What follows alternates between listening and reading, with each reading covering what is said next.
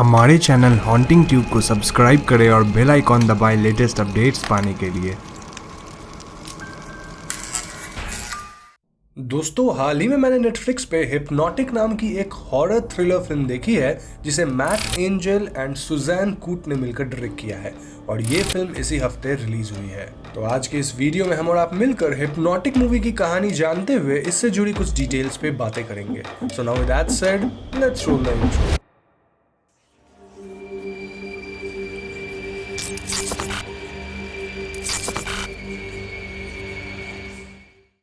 तो फिल्म की शुरुआत में हम एंड्रिया बोवेन नाम की औरत को देखते हैं जो काफी परेशान दिख रही थी और परेशानी की हालत में वो किसी डिटेक्टिव वेड रॉलिंस को कॉल करती है। ये कॉल वॉइसमेल में जाता है, जिसके बाद एंड्रिया लिफ्ट में भागने की कोशिश करती है, लेकिन तभी उसके फोन पे किसी अननोन नंबर से कॉल आता है। एंड्रिया के फोन से एक बंदे की आवाज आती है जो कुछ ऐसा कहता है, this is how the world ends. और इसके ठीक बाद एंड्रिया को ऐसा फील होने लग जाता है मानो लिफ्ट की दीवारें उसको जकड़ने लग गई हो।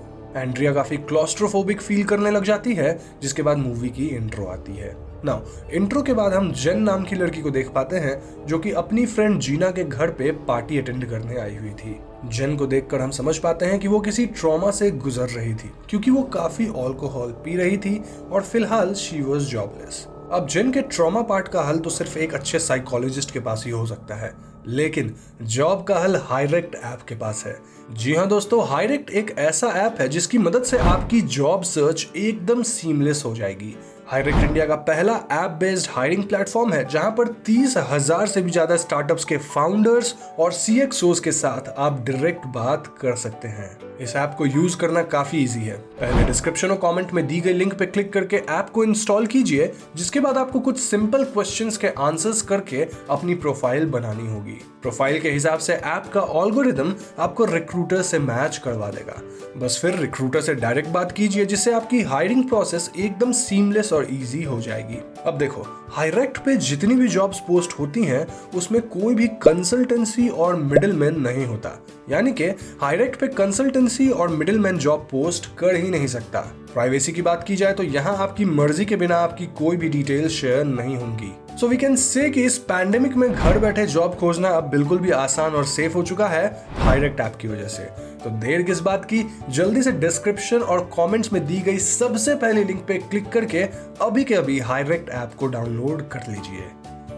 Back to story. जेन इस पार्टी में ब्रायन से मिलती है जो कि उसका एक्स हुआ करता था और इन दोनों के बीच काफी ऑकवर्डनेस थी। जीना यहाँ जेन को किसी साइकियाट्रिस्ट की मदद लेने बोलती है। इनफैक्ट वो जेन को पार्टी में ही आए डॉक्टर कॉलिन मीड से मिलवाती है, जिन्होंने जीना की काफी मदद करी थी by his sessions. Doctor Mead की वजह से ही जीना को जॉब में प्रमोशन मिला, जिस वजह से वो ये बढ़िया घर अफोर्ड कर पाई थी।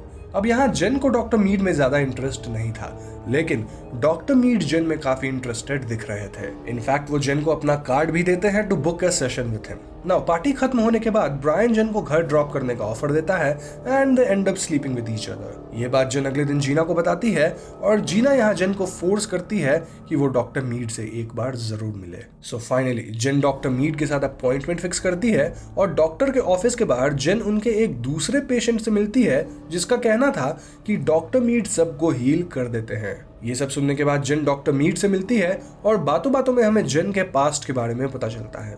दरअसल जेन और ब्रायन एक ही कॉलेज से थे और कॉलेज के बाद दोनों साथ ही रहते थे। जेन प्रेग्नेंट भी हो गई थी और ब्रायन उसका फियांसे बन चुका था, लेकिन प्रेगनेंसी के 6ठे महीने में जेन का मिसकैरेज और rather we can say still birth हो गया, जिस वजह से ब्रायन और उसका ब्रेकअप हो गया। तब से जेन उस ट्रॉमे से बाहर नहीं निकल पाई और ऐसे में डॉक्टर मीड जेन को हिप्नोथेरेपी रिकमेंड करते हैं, जिसमें डॉक्टर मीड जेन को हिप्नोटाइज करके उसे हील करने की कोशिश करेंगे अंदर से।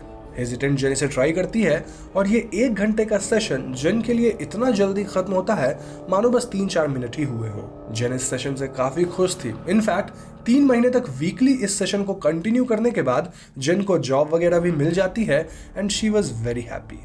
यहाँ बस एक वियर्ड चीज थी कि जेन को कभी कदार सपने में डॉक्टर मीड आने लग गए थे, who was with her on bed। तो ऐसे ही एक सेशन के दौरान जेन डॉक्टर मीड से कहती है कि वो अब ब्रायन को इग्नोर करने लग गई है, लेकिन डॉक्टर मीड कहते हैं कि आज रात जेन ब्रायन को डिनर पे अपने घर बुलाए। जेन ऐसा ही करती है और ग्रोसरी शॉपिंग करते वक्त जेन को एक अननोन नंबर से कॉल आता है। इस कॉल को पिक करते ही जेन काइंड ऑफ हिप्नोटाइज होती है and the next thing we see is कि जेन अपने घर में हिप्नोटाइज्ड बैठी थी जहां ब्रायन बाथरूम में चोक कर रहा था। दोस्तों यहाँ मैं आपको बता दूं कि ब्रायन को सेसमे से एलर्जी थी और ये बात जेन को पता थी। स्टिल समहाउ ब्रायन के खाना में सेसमे मिला हुआ था जिसको खा लेने की वजह से ब्रायन ऑलमोस्ट मरने ही वाला था। जेन अचानक ही अपने होश में आती है और वो फौरन ब्रायन को उसका मेडिकेशन देती है। इससे ब्रायन बच तो जाता है लेकिन वो कोमा में चला जाता है जिस वजह से ही गेट्स हॉस्पिटलाइज्ड। अब इस सब घटना के बाद जेन अपनी ग्रोसरी शॉपिंग की बिल देखती है जिसमें स्पेसिफिकली उसने सेसमे ऑयल खरीदा था, जबकि जेन को उस रात का कुछ याद ही नहीं था आफ्टर द कॉल। जेन फौरन डॉक्टर मीड के बारे में ऑनलाइन रिसर्च करती है जहां उसे पता चलता है कि फिल्म के पहले सीन में दिखाई गई औरत एंड्रिया बोवेन भी डॉक्टर मीड की ही पेशेंट थी जो कि लिफ्ट में हार्ट अटैक की वजह से मारी गई थी।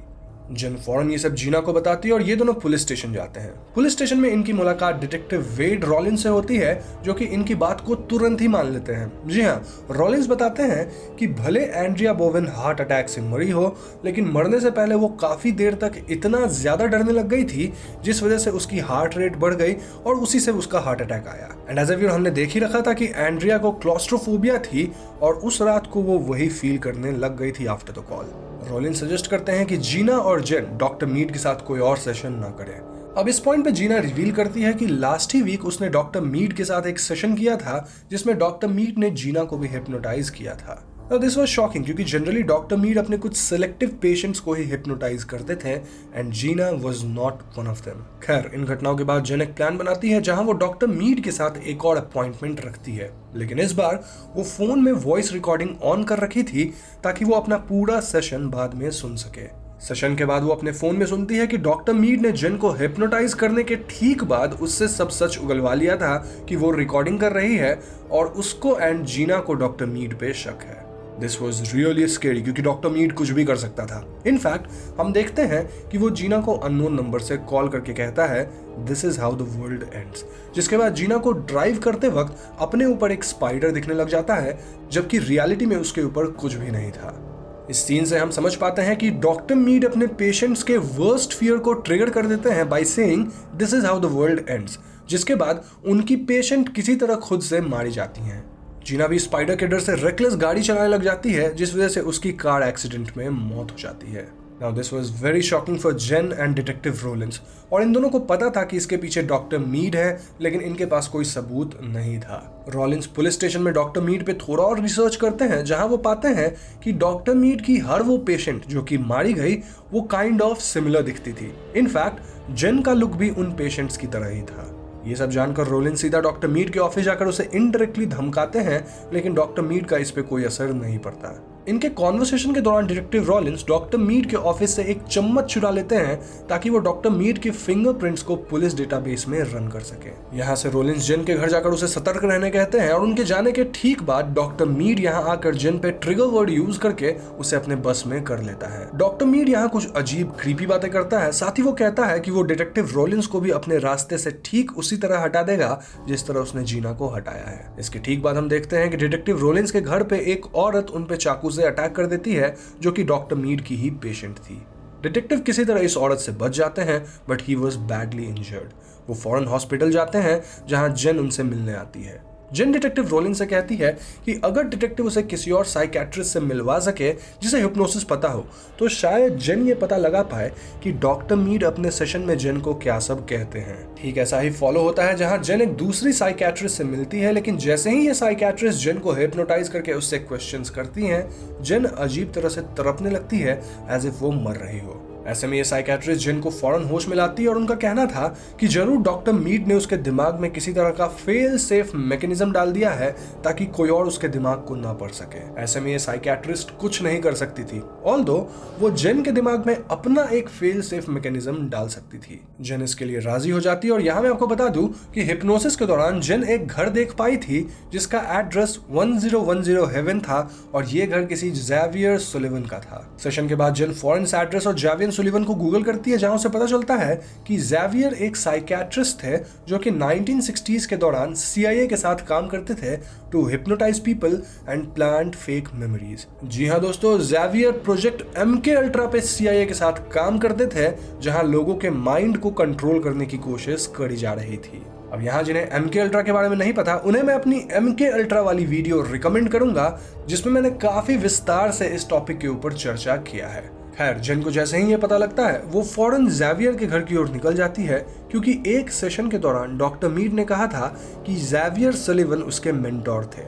एंड जाने से पहले जिन डिटेक्टिव रोलिंस को फोन करके सब बता देती है। अब ज़ेवियर के घर पहुंचकर जिन को कोई भी नहीं मिलता।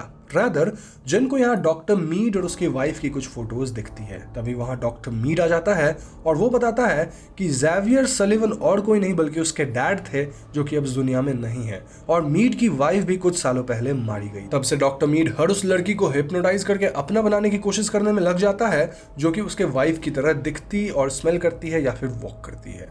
इससे पहले उन्होंने 3 औरतों के साथ ऐसा किया, जिसमें एक एंड्रिया बोवेन भी थी, लेकिन कोई भी औरत परफेक्ट नहीं थी according to doctor Mead, until he found Jane. Mead के हिसाब से जेन इज परफेक्ट, और इसीलिए वो जेन के दिमाग में धीरे धीरे अपने वाइफ की मेमोरीज डाल रहा है, ताकि जेन पूरी तरह से उसकी वाइफ ही बन जाए। ये सब बताने के बाद मीड जेन को बेहोश कर देता है, और दूसरी तरफ हम डिटेक्टिव रोलिंस को देखते हैं, जिसके पास फिंगरप्रिंट स्कैन का रिजल्ट आ गया था। इन रिजल्ट से हम जान पाते हैं कि डॉक्टर मीड का रियल नेम जुलियन सलिवन है, यानी कि सन ऑफ ज़ेवियर सलिवन। तभी डिटेक्टिव को जेन का कॉल आता है, जो कहती है कि डॉक्टर मीड ने उसे अपने ऑफिस में फंसा कर रखा है, जिसके बाद डिटेक्टिव पूरे स्क्वाड को मीड के ऑफिस भेज देते हैं। नाउ सरप्राइजिंगली मीड के ऑफिस पे कोई भी नहीं था, और इस सीन से हम समझ पाते हैं कि मीड ना सिर्फ लोगों को कंट्रोल कर सकता है हिप्नोसिस से, बल्कि उन्हें कुछ भी दिखा सकता है। जेन को लग रहा था कि वो मीड के ऑफिस में है, लेकिन असल में वो मीड के घर पे ही थी। मीड जेन को अपनी वाइफ वाली ड्रेस वगैरह पहनाकर एक ब्रेसलेट भी देता है, जिसपे 6 मार्च लिखा था, और 6 मार्च को ही मीड की एनिवर्सरी थी, विच वाज टुडे। मीड के हिसाब से आज ग्रैंड फिनाले है, यानी कि आज के दिन जेन पूरी तरह से मीड की वाइफ बन जाएगी। लेकिन दोस्तों, अगर आपको याद हो तो मीड के घर आने से पहले जेन ने डिटेक्टिव रोलिंस को इस बारे में बताया था। रोलिंस अकेले ही मीड के घर पहुंच जाते हैं। इसके बाद मीड और रोलिंस के बीच हाथापाई होती है, जहां डॉक्टर मीड जेन को इंस्ट्रक्शंस देके कुछ भी करवा ले रहे थे, बट जेन अब इसे फाइट करने की कोशिश कर रही थी। इस हाथापाई में डॉक्टर मीड रोलिंस पे भारी पड़ रहे थे, क्योंकि रोलिंस पहले से ही इंजर्ड था। और इस सब के बीच में एक ऐसा मोमेंट आता है जब जेन के हाथ में गन था और वो शूट करती है, जिसके बाद स्क्रीन ब्लैंक हो जाता है। नाउ यहाँ से सीन जेन और डिटेक्टिव रोलिंस को दिखाता है, जहां रोलिंस कह रहे थे कि जेन ने डॉक्टर मीड को शूट कर दिया, जिससे उन दोनों की जान बच गई है। वो कहते हैं इट्स ओके माई लव, और माई लव वर्ड सुनते ही जेन होश में आती है। अब दोस्तों, हमें यहाँ वो फ्लैशबैक दिखाया जाता है जब जेन एक दूसरे साइकियाट्रिस्ट को विजिट करी थी, और उस साइकियाट्रिस्ट ने जेन के दिमाग में एक फेल सेफ मैकेनिज्म डाला था। इस फेल सेफ मैकेनिज्म के मुताबिक अगर डॉक्टर मीड जेन के सामने माई लव वर्ड का इस्तेमाल करते हैं, जो कि ट्रिगर वर्ड होगा, तो जेन रियल वर्ल्ड देख पाएगी और वो डॉक्टर मीड के कमांड्स को फॉलो नहीं करेगी। यानी कि डिटेक्टिव रोलिंस के माई लव बोलते ही जेन देख पाती है कि उसने असल में डिटेक्टिव को ही शूट कर दिया था, और यहाँ उसके साथ डॉक्टर मीड था, जो कि उसे गलत चीजें दिखा रहा था यूजिंग हिप्नोसिस।